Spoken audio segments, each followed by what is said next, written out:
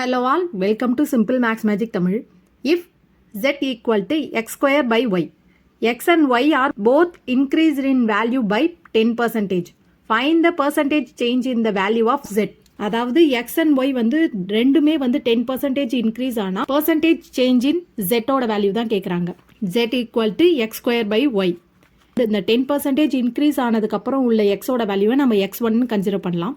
x1 equal to x plus 10 by 100 into x. இதை LCM எடுத்து solve பண்ணும்போது 110x by 100. இதை டெசிமலாக கன்வெர்ட் பண்ணோன்னா 1.1x. இதே மாதிரி தான் ஒய்யோட வேல்யூவும் 10% இன்க்ரீஸ் ஆகிருக்கு. அப்போ y plus 10 by 100 y equal to 110y by 100. 1.1y. New z வேல்யூவை z1 எடுத்துக்கலாம். z1 equal to x1 square by y1. x1 ஓட வேல்யூ வந்து 1.1x whole square by 1.1y.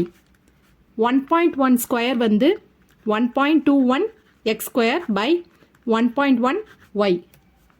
1.21 1.1ஆல் cancel பண்ணால் நமக்கு வந்து 1.1 கிடைக்கும். z1 வேல்யூ வந்து 1.1x ஸ்கொயர் பை y.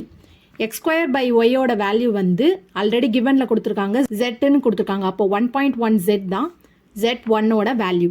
இப்போ நம்மளை வந்து பர்சன்டேஜ் சேஞ்ச் தான் கேட்குறாங்க.